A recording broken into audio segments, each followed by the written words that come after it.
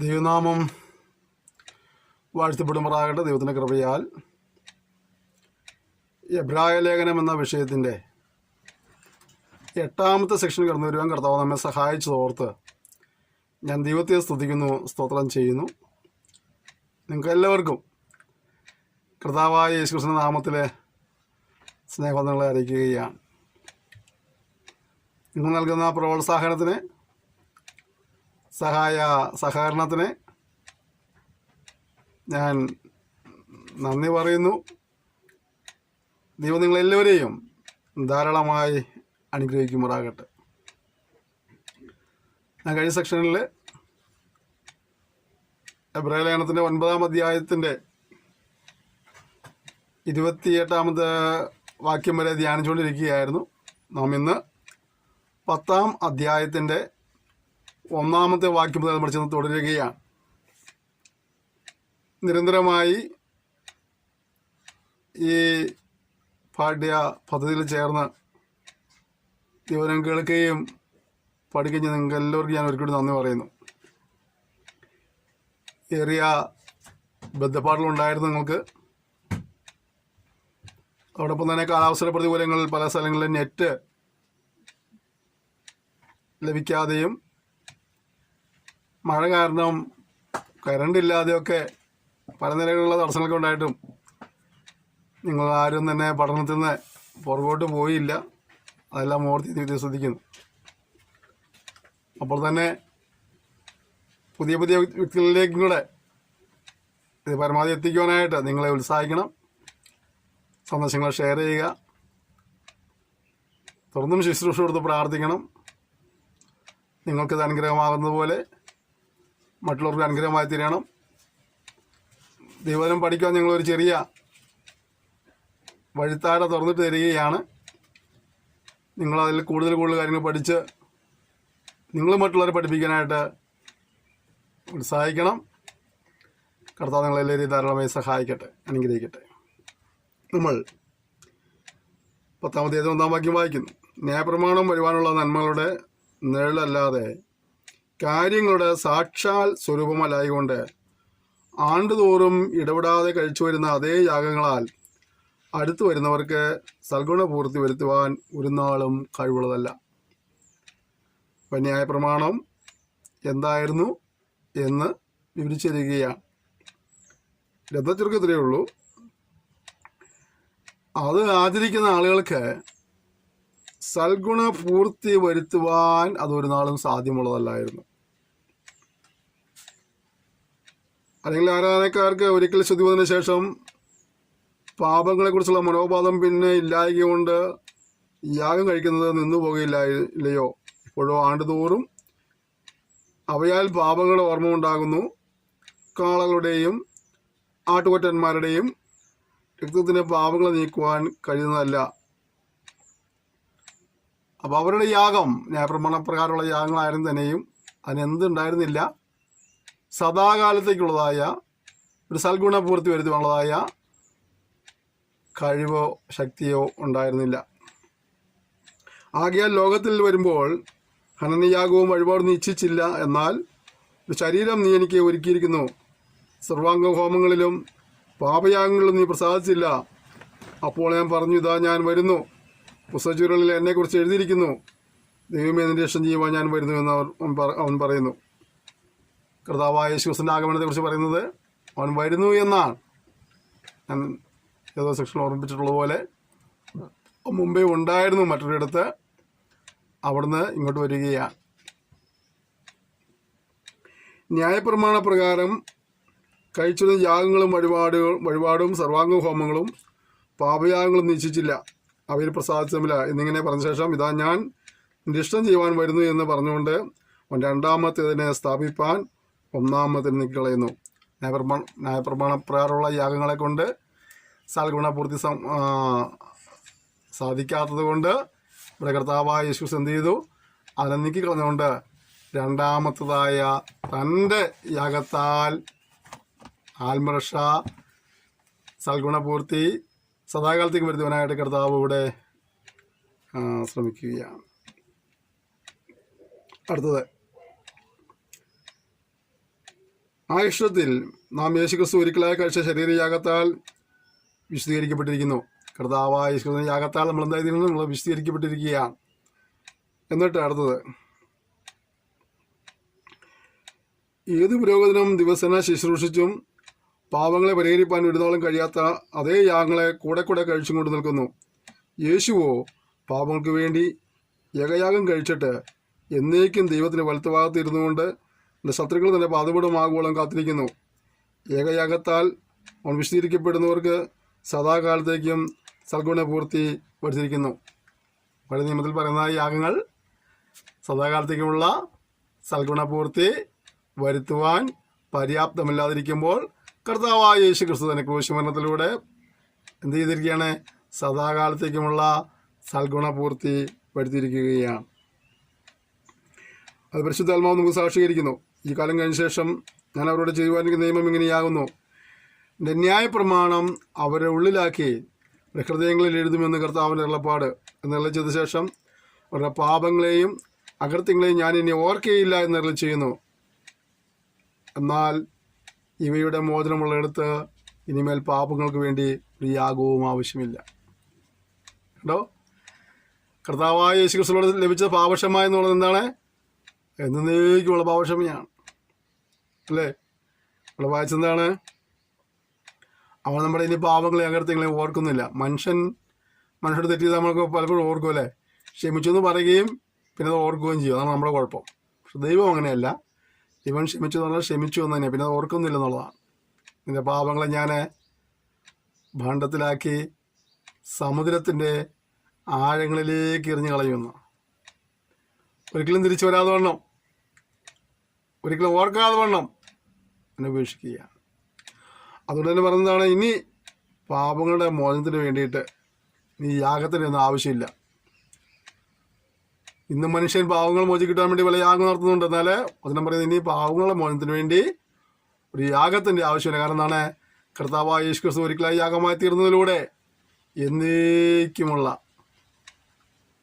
സൽഗുണ പൂർത്തി വരുത്തിയിരിക്കുകയാണ്. ഏകയാഗത്താൽ നമുക്ക് എന്നേക്കുമുള്ള വീണ്ടെടുപ്പ് സാധ്യമായിരിക്കുന്നു. ഇനി നമുക്ക് കൂടെ കൂടെ യാഗം അർപ്പിക്കേണ്ട ആവശ്യമില്ല. യേശുള്ള വിശ്വാസത്താൽ നമുക്കത് സ്വന്തമാക്കാൻ കഴിയും. അതുകൊണ്ട് സഹോദരന്മാരെ, യേശു തൻ്റെ ദേഹം എന്ന രക്ഷയിലേക്കൂടെ നമുക്ക് പ്രതിഷ്ഠിത ജീവനുള്ള പുതുവഴിയായി രക്തത്താൽ വിശുദ്ധ മന്ദിരത്തിലേക്കുള്ള പ്രവേശനത്തിന് ധൈര്യവും ദൈവാലയത്തിന്മേൽ ഒരു മഹാപുരോഹിതനും നമുക്കുള്ളതുകൊണ്ട് നാം ദുർമനസാക്ഷി നീങ്ങുമാറ് ഹൃദയങ്ങളിൽ തളിക്കപ്പെട്ടവരും ശുദ്ധവെള്ളത്താൽ ശരീരം കഴുകപ്പെട്ടവരുമായി വിശ്വാസത്തിൻ്റെ പൂർണ്ണനിശ്ചയം പൂണ്ട് പരമാർത്ഥ ഹൃദയത്തോടെ അടുത്തേൽക്കുക. ശുദ്ധീകരണം പ്രാവശ്യം നമ്മൾ എന്ത് ചെയ്യുക? പരമാർത്ഥ ഹൃദയത്തോടെ ദിവസങ്ങളിൽ ദിനവും അടുത്തേൽക്കാനിടയായി തീരണം. കർത്താവ് നമുക്ക് വേണ്ടി യാഗമായി തീർന്നു. നമുക്ക് അഴിച്ചുതീരിപ്പാനിടയായി തീർന്നു. നമ്മളായിട്ട് മലിനം വിളിച്ചു വരുത്താതെ നിർമ്മലരായി ദൈവത്തെ സേവിക്കുക എന്നുള്ളതാണ് നമ്മുടെ ഓരോരുത്തരെയും ഉത്തരവാദിത്വം.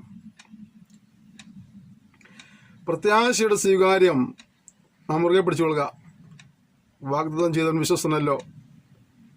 ചിലർ ചെയ്യുന്ന പോലെ നമ്മുടെ സ്വഭാവങ്ങളെ ഉപേക്ഷിക്കാതെ തമ്മിൽ പ്രബോധിപ്പിച്ചുകൊണ്ട് സ്നേഹത്തിനും സൽപ്രവൃത്തികൾക്കും ഉത്സാഹം വർദ്ധിപ്പാൻ അന്യോന്യം സൂക്ഷിച്ചുകൊള്ളുക.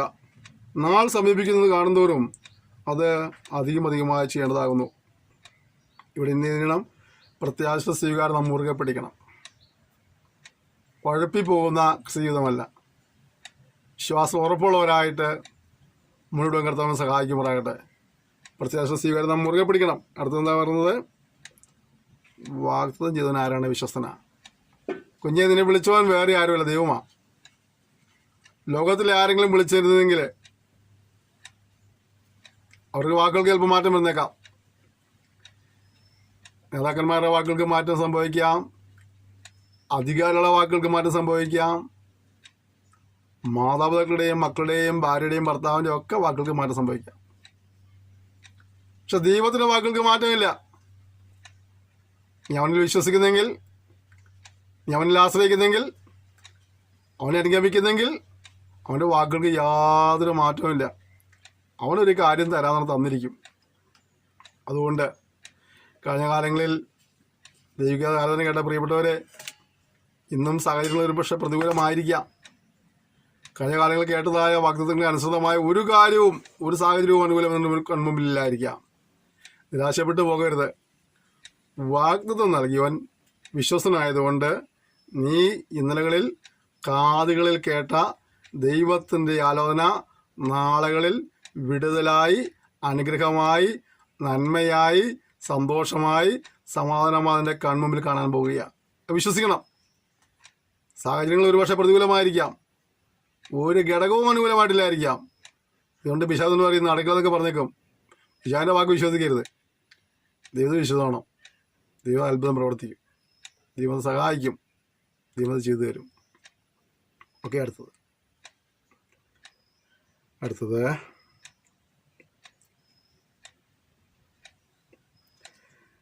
ചിലർ ചെയ്യുന്നത് പോലെ സഭായോഗങ്ങളെ ഉപേക്ഷിക്കരുത്. നമ്മുടെ ആരാധനയ്ക്ക് മുടക്കാൻ നമുക്ക് യാതൊരു മടിയില്ല, അല്ലേ? നമുക്ക് എങ്ങനെയാണ് ധൈര്യം വന്നത്?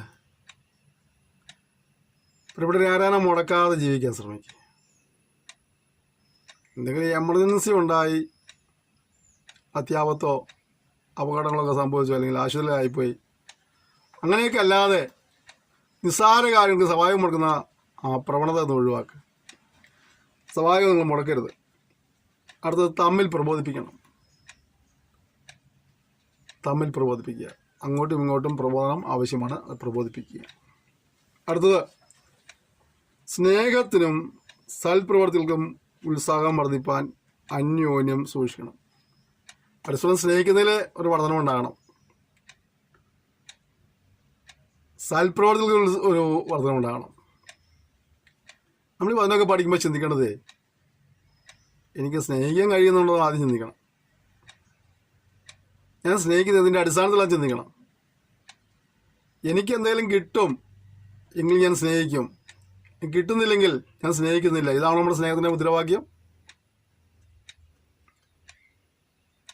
എന്തെങ്കിലും കിട്ടുന്നതിനനുസരിച്ചാണ് നമ്മുടെ സ്നേഹത്തിൻ്റെ അടിസ്ഥാനം. അതുപോലെ നമുക്ക് സൽപ്രവർത്തികൾ എത്രമാത്രം വളരാൻ കഴിയുന്നുണ്ട്. രക്ഷിക്കപ്പെടുവാൻ സൽപ്രവർത്തികൾ ആവശ്യമില്ല, പക്ഷെ രക്ഷിക്കപ്പെട്ടവൻ സൽപ്രവർത്തികളിൽ ഉത്സാഹിയായിരിക്കണം. അപ്പോൾ ആ തലങ്ങളിൽ ഒരു വർധനമുണ്ടാകണം. നമുക്ക് പരസ്പരം സ്നേഹിക്കുന്നതിൽ വർധനമുണ്ടാകണം. സൽപ്രവർത്തികളിൽ നമുക്കൊരു വർധനമുണ്ടാകണം. ഇവിടെ പലപ്പോഴും മനുഷ്യൻ ആ നിലകളിലൊക്കെ പരാജയപ്പെട്ടു പോവുകയാണ്.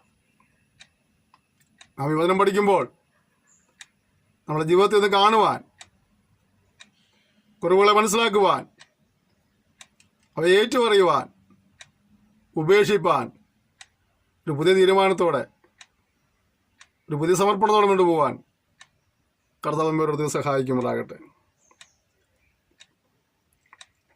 എന്നിട്ട് പറയുകയാണ്, നാൾ സമീപിക്കുന്നത് കാണുന്തോറും അത് അധികമായി ചെയ്യേണ്ടതാകുന്നു. ഏത് നാളാണ് സമീപിക്കുന്നത്? കർത്താവിൻ്റെ വരും ദിനം അടുക്കുക. ലോകത്തിലെ സംഭവങ്ങളെല്ലാം വിളിച്ചറിച്ചുകൊണ്ടിരിക്കുക. പ്രകൃതിക്ഷോഭങ്ങൾ, പകർച്ചവ്യാധികൾ, യുദ്ധങ്ങൾ, വംശീയ കലാപങ്ങൾ, വർഗീയ കലാപങ്ങൾ, ഇതൊക്കെ നമ്മൾ വിളിച്ചറിയുന്നത് നമ്മുടെ കർത്താവിന് പരിവേറ്റു ആസന്നമായെന്ന. ഒരുപക്ഷെ നമ്മൾ ആൾക്കാർ ഇത് കേട്ട് കുറേ വർഷങ്ങളെ കേൾക്കുന്നത് തുടങ്ങിയതിൻ്റെ പേരിൽ ആ വിശ്വാസം നഷ്ടപ്പെട്ടിരിക്കുക. അതുകൊണ്ടാണ് പലരും ഒരുങ്ങാതിരിക്കുന്നത്. ഓരോ തലമുറ ജീവിച്ച ഭക്തന്മാർ അവരുടെ തലമുറയിൽ കർത്താവ് വരുന്നു വിശ്വസിച്ച് അവർ ഒരുങ്ങിയിരുന്നു. പക്ഷെ ഇപ്പോൾ നമുക്ക് ആ ഒരുക്കവും തിടുക്കവും ഒക്കെ നഷ്ടപ്പെട്ടിരിക്കുക. നാളടുക്കുന്നു എന്ന് മനസ്സിലാക്കിക്കൊണ്ട് അധികമായി ചെയ്യുവാനായിട്ട് ഇടവരണം. ഓരോ പ്രിയപ്പെട്ടവരും നമ്മുടെ ജീവിതത്തെ സൂക്ഷിക്കേണ്ട ഉത്തരവാദിത്വം പരിശുദ്ധന്മാരോട് വളരെ വ്യക്തമായി കാണിക്കുക. എന്നിട്ട് പിന്നെ ഒരു മുന്നറിയിപ്പ് നൽകുക. 26-ാം വാക്യം മുതൽ, സത്യത്തിൻ്റെ പരിജ്ഞാനം ലഭിച്ച ശേഷം നാം മനഃപൂർവ്വം പാപം ചെയ്താൽ പാപങ്ങൾക്ക് വേണ്ടി യാഗവും ശേഷിക്കാതെ ന്യായവിധിക്കായി ഭയങ്കരമായ ഒരു പ്രതീക്ഷയും എതിരികളെ ദഹിപ്പിക്കാനുള്ള ക്രോധാഗ്നിമേ ഉള്ളൂ. കണ്ടോ, രക്ഷിക്കപ്പെട്ടതായ വിശുദ്ധിയിൽ തങ്ങളുടെ ജീവിതം സൂക്ഷിച്ചതായ ആളുകൾ പിന്മാറി പോകുമ്പോൾ അവർക്ക് വേണ്ടിയിരിക്കുന്ന പിന്നെ വലിയ ശിക്ഷാവധിയാണെന്നുള്ള കാര്യം ഓർമ്മിപ്പിക്കുകയാണ്. സത്യത്തിൻ്റെ പരിജ്ഞാനം ലഭിച്ച ശേഷം നാം മനഃപൂർവ്വമായി പാപം ചെയ്താൽ ഇനി പാപങ്ങൾക്ക് വേണ്ടി ഒരു യാഗവുമില്ല. പിന്നെ എന്തേ ബാക്കിയുള്ളൂ? ന്യായവിധിക്കായി ഭയങ്കരമായ ഒരു പ്രതീക്ഷയും എതിരുകളെ ദഹിപ്പിക്കാനുള്ള ക്രോധാഗ്നിമേ ഉള്ളൂ. വളരെ ഗൗരവത്തോടെ ക്രിസ്ത്യ ജീവിതത്തെ കാണുവാൻ കർത്താവ് നമ്മെ സഹായിക്കട്ടെ. ഏതെങ്കിലും നിലകളിൽ വീഴ്ചകൾ, താഴ്ചകൾ, പരാജയങ്ങൾ സംഭവിച്ചിട്ടുണ്ടെങ്കിൽ അതെല്ലാം ദൈവത്തോട് ഏറ്റുപറഞ്ഞ് ഉപേക്ഷിച്ച് പുതിയ ക്രമീകരണത്തോടെ, നവീകരണത്തോടെ, പുതുക്കത്തോടെ ദൈവത്തെ സേവിക്കാൻ കർത്താവ് സഹായിക്കുമാറാകട്ടെ. ഇനി നമുക്കിവിടെ യേശു യാഗമായി തീരുകയില്ല. യേശു ഒരിക്കലും യാഗമായി തീർന്നു. നാം നമ്മുടെ ജീവിതത്തെ സൂക്ഷിക്കുക, വിശുദ്ധിയിൽ കാത്തു സൂക്ഷിക്കുക നമ്മുടെ ഉത്തരവാദിത്വം. അടുത്തത്, മോശയുടെ ന്യായപ്രമാണം അനുസരിക്കാത്തവന് കരുണ കൂടാതെ 2-3 സാക്ഷികളുടെ വാമൊഴി കേട്ട് മരണശിക്ഷ കൽപ്പിക്കുന്നുവല്ലോ. പിൽക്കാല അനുഭവങ്ങൾ എടുത്ത് കാണിക്കുകയാണ്. യഹൂദന്മാരുടെ ന്യായപ്രമാണം അനുസരിക്കാതെ പോയവനൊക്കെ ആ ന്യായപ്രമാണം വെച്ചവരെ ശിക്ഷ വിധിച്ചതുപോലെ ദൈവപുത്രനെ ചവിട്ടിക്കളയുകയും തന്നെ വിശദീകരിച്ച നിയമരക്തത്തെ മലിനമെന്ന് നിരൂപിക്കുകയും കൃപയുടെ ആത്മാവിനെ നിന്ദിക്കുകയും ചെയ്തവൻ അത്ര കഠിനമേറിയ ശിക്ഷയ്ക്ക് പാത്രമാകുമെന്ന് വിചാരിപ്പീൻ. അപ്പോൾ ന്യായപ്രമാണം ലംഘിച്ചവന് ശിക്ഷ കിട്ടിയെങ്കിൽ കർത്താവായ യേശുക്രിസ്തുവിനെ കൂടി യാഗമായി തീർന്നിട്ടും നീ അവനെ പിന്നെ ചവിട്ടിക്കളയുകയും ആ നിയമത്തെ മലിനമെന്ന് നിരൂപിക്കുകയും ചെയ്താൽ നിനക്ക് ശിക്ഷ കഠിനമായിരിക്കുമെന്ന് ദൈവത്തിൻ്റെ ആത്മാവ് ഇവിടെ ഓർമ്മിപ്പിക്കുന്നു. അതുകൊണ്ട് തന്നെ ആ ശിക്ഷയിലേക്ക് വീഴാതെ രക്ഷ പ്രാപിച്ചുകൊണ്ട് പോകാൻ കർത്താവ് ഓരോരുത്തരെയും സഹായിക്കുമാറാകട്ടെ. പ്രതികാരം എനിക്കുള്ളത്, ഞാൻ പകരം വീട്ടും എന്നും കർത്താവിൻ്റെ ജനത്തെ ന്യായം വിധിക്കുമെന്നും അറിയിച്ചവനെ നാം അറിയുന്നുവല്ലോ. ജീവനുള്ള ദൈവത്തിൻ്റെ കയ്യിൽ വീഴുന്നത് ഭയങ്കരം. ഇവിടെവരെ മനുഷ്യൻ പലപ്പോഴും പ്രതികാരം ചെയ്യാൻ വെമ്പൽ കൊള്ളുന്നവരാ. പക്ഷേ ദൈവം പറയുന്നത് പ്രതികാരം എനിക്കുള്ളത്, ഞാൻ പകരം ചെയ്യുന്ന ദൈവം പറയുന്നത്. നമ്മളായിട്ട് പകരം വീട്ടാനും പ്രതികാരം ചെയ്യാനും പോകാതിരിക്കാൻ നല്ലത്. നമുക്കെതിരെ മറ്റുള്ളവർ സംസാരിക്കുമ്പോൾ, നമുക്കെതിരെ മറ്റുള്ളവർ പ്രവർത്തിക്കുമ്പോൾ അവരോട് പകരം വീട്ടാനൊക്കെ ചിലപ്പോൾ തോന്നിയേക്കും. പക്ഷെ കർത്താവ് പറയാം, എനിക്കൊരു അവസരം തരണം, ഞാൻ പ്രതികാരം ചെയ്തോളാം, ഞാൻ പകരം വീട്ടിക്കൊള്ളാം. അപ്പം കഴിഞ്ഞകാല ജീവിതത്തിൽ എവിടെയെങ്കിലുമൊക്കെ ഇങ്ങനെയുള്ള വിഷയങ്ങളിൽ നമ്മളെ വേദനിപ്പിച്ചവരെയും നമുക്കെതിരായി പറഞ്ഞവരെയും നമുക്കെതിരായി പ്രവർത്തിച്ചവരെയൊക്കെ നമ്മളായിട്ട് പ്രതികാരം ചെയ്യാൻ പോയിട്ടുണ്ടെങ്കിൽ കർത്താവെ ക്ഷമിക്കണം, നമുക്ക് ദൈവത്തോട് ആത്മാർത്ഥമായിട്ട് പ്രാർത്ഥിക്കാം. കർത്താവിന് പ്രവർത്തിക്കേണ്ട അവസരം കൊടുക്കുക. കർത്താവ് ചെയ്യുമ്പോൾ എല്ലാം നന്നായി ചെയ്യാനിടയായിത്തീരും. അടുത്ത കാര്യം എന്താണ്? ജീവനുള്ള ദൈവത്തിൻ്റെ കയ്യിൽ വീഴുന്നത് വളരെ ഭയങ്കരമാണ്. ദൈവപ്രമാണം അനുസരിക്കാതെ ജീവിക്കുന്നതൊക്കെ മിടുക്കായി കാണുന്ന ആളുകളുണ്ട്. ദൈവത്തെ ഭയപ്പെട്ട് ജീവിക്കണം, ദൈവത്തെ അനുസരിച്ച് ജീവിക്കണം, ഇങ്ങനെയൊന്നും ചെയ്യരുത്, ഇങ്ങനെയൊന്നും പോകരുത്, ഇങ്ങനെയൊന്നും പറയരുതെന്നൊക്കെ പറയുമ്പോൾ എൻ്റെ ജീവിതമാണ്, എനിക്കിഷ്ടമുള്ള പോലെ ജീവിക്കും, നിങ്ങളാരാ ചോദിക്കുവാൻ, എന്നെ ഉപദേശിക്കുവാന്നൊക്കെ പറയുന്ന ആളുകളെ കണ്ടിട്ടുണ്ട്. പക്ഷെ മനസ്സിലാക്കേണ്ട ഒരു കാര്യം, നിനക്ക് എങ്ങനെ വേണമെങ്കിലൊക്കെ ജീവിക്കാം. വചനം പറഞ്ഞത് എങ്ങനെയാ? സഭാപ്രസംഗം 11 9 വാക്യം, യൗവനക്കാരാ നിന്റെ യൗവനത്തിൽ നിന്ന് സന്തോഷിക്കുക, യൗവനകാലത്ത് നിന്റെ ഹൃദയം ആനന്ദിക്കട്ടെ. നിനക്ക് ഇഷ്ടമുള്ള വഴികളിലും നിനക്ക് ബോധിച്ചവണ്ണവും നടന്നു കൊള്ളുക. എന്നാൽ ഇവയൊക്കെ നിമിത്തം ദൈവം നിന്നെ ന്യായവിസ്താരത്തിലേക്ക് വരുത്തും എന്നറിയാം. ആകയാൽ നിന്റെ ഹൃദയത്തിൽ നിന്ന് വ്യസനം അകറ്റി നിന്റെ ദേഹത്തിൽ നിന്ന് തിന്മ നീക്കിക്കളക. ബാല്യവും യൗവനവും മായത്രേ. എൻ്റെ ഇഷ്ടം പോലെയൊക്കെ ജീവിക്കുമെന്ന് പറയുന്നവരോടുള്ള ദൈവാത്മാവിൻ്റെ ഇടപെടല.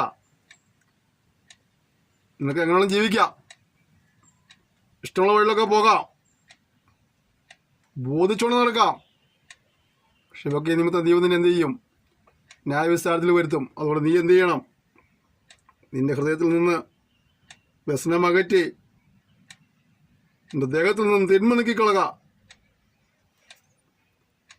ജ്ഞാനിയായ ശലോമോൻ വീണ്ടും പറഞ്ഞിങ്ങനെയാണ്, 12:13-14, എല്ലാറ്റിൻ്റെയും സാരം കേൾക്കുക, ദൈവത്തെ ഭയപ്പെട്ട് അവരുടെ കൽപ്പനകളെ പ്രമാണിച്ചു കൊള്ളുക.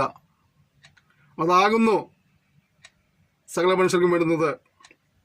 ദൈവം നല്ലതും തീയതുമായ സകല പ്രവൃത്തിയെയും സകല രഹസ്യങ്ങളുമായി ന്യായവിസ്താരത്തിലേക്ക് വരുത്തും. പ്രിയപ്പെട്ടവരെ, നമുക്ക് ഇഷ്ടമുള്ള വഴിയൊക്കെ ജീവിക്കാൻ നമുക്ക് പറയുമ്പോൾ ഓർക്കേണ്ട കാര്യം, നാം ദൈവത്തെ ഭയപ്പെട്ടും അവൻ്റെ കൽപ്പനകളെ അനുസരിച്ച് ജീവിക്കുവാൻ വിധിക്കപ്പെട്ടവരാണ്. നാം ദൈവത്തെ ഭയപ്പെടാതെയും അവൻ്റെ കൽപ്പനകളെ അനുസരിക്കാതെയും ജീവിച്ചാൽ ദൈവം ഇതെല്ലാം വെച്ച് നമ്മൾ ന്യായം ചെയ്യുന്ന ദിവസമുണ്ട്. വെളിപ്പാട് ദിവസം പഠിക്കുമ്പോൾ ഇങ്ങനെ കാണുന്നുണ്ട്, 20-ാം അധ്യായത്തിലെ 11-ാം വാക്യം, ഞാൻ വലിയൊരു വെള്ളസിംഹാസനവും അതിലൊരുത്തിനിരിക്കുന്നതും കണ്ടു. അവൻ്റെ സനയിൽ നിന്ന് ഭൂമിയും ആകാശവും ഓടിപ്പോയി, അവയെ പിന്നെ കണ്ടില്ല. മരിച്ചവർ ആബാലവൃദ്ധം സിംഹാസനത്തിന് മുമ്പിൽ നിൽക്കുന്നത് കണ്ടു. പുസ്തകങ്ങൾ തുറന്നു, ജീവന്റെ പുസ്തകം എന്ന് മറ്റൊരു പുസ്തകം തുറന്നു.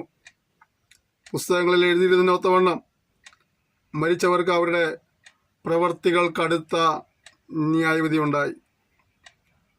സമുദ്രം തന്നിലുള്ള മരിച്ചവരെ ഏൽപ്പിച്ചു കൊടുത്തു.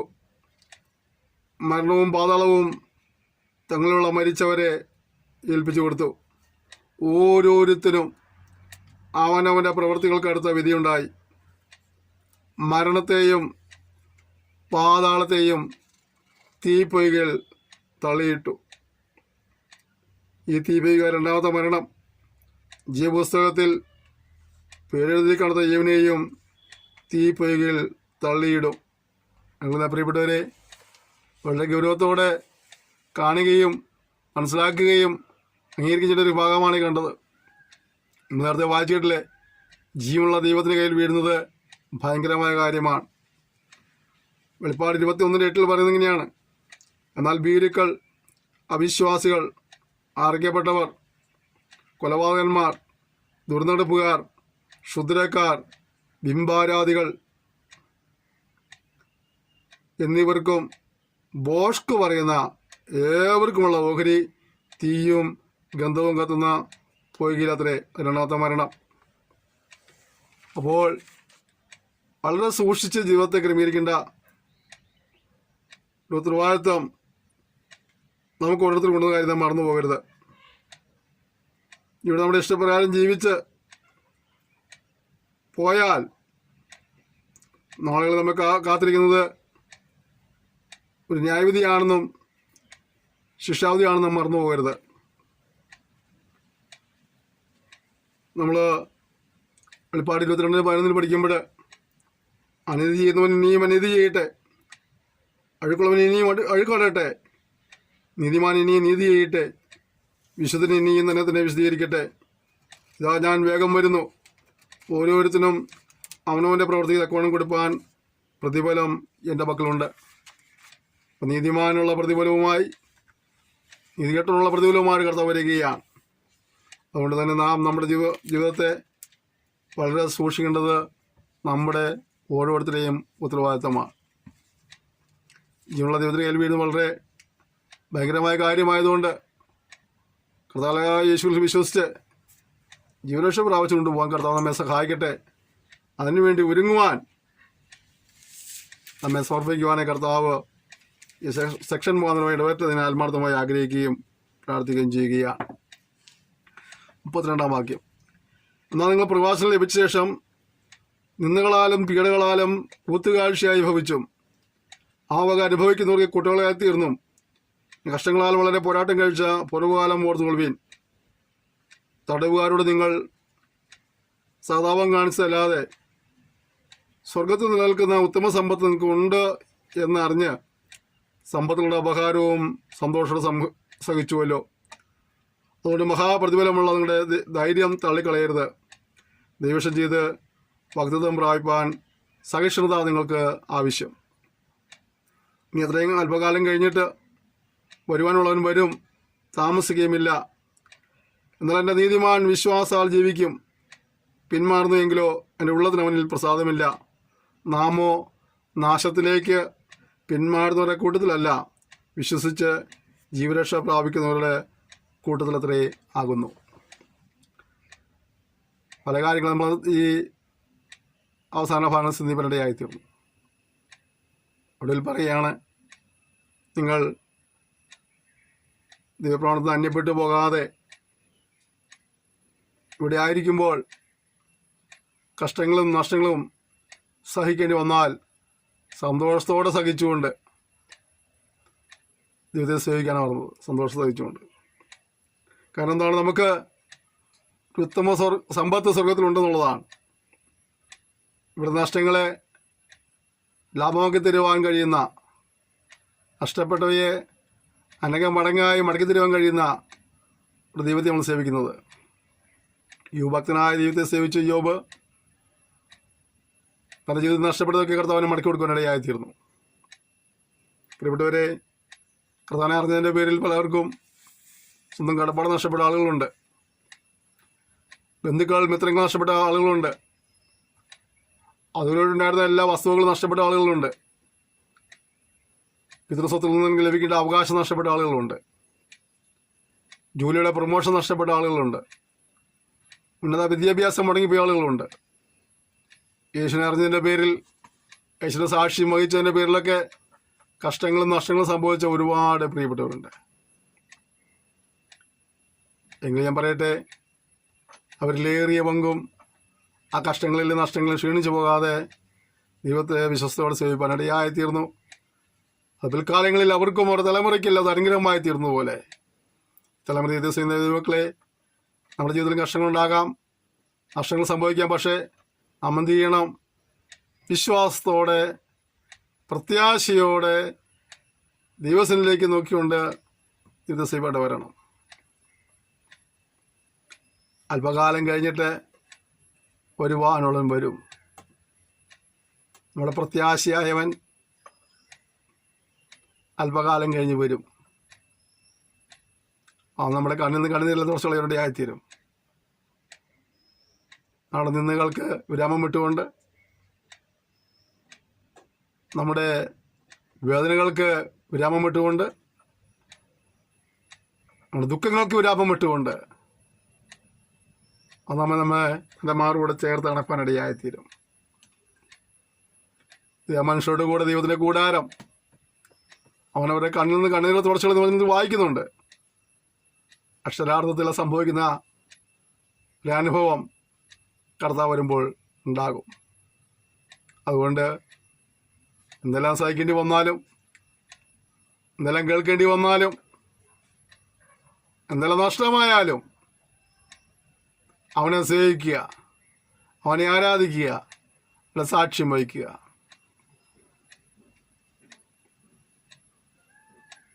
നമ്മൾ പിന്മാറി പോകുന്നവർ കൂടുതലല്ല. പിന്മാറിപ്പോയാൽ എവിടേക്ക് പോകുന്നത്? നാശത്തിലേക്ക് പോകുന്നത്. നിങ്ങൾക്കിന്ന് ആരെങ്കിലുമൊക്കെ മനസ്സിൽ ഇത് വേണ്ടായിരുന്നു, ഈ പണിക്ക് ഇറങ്ങേണ്ടായിരുന്നു,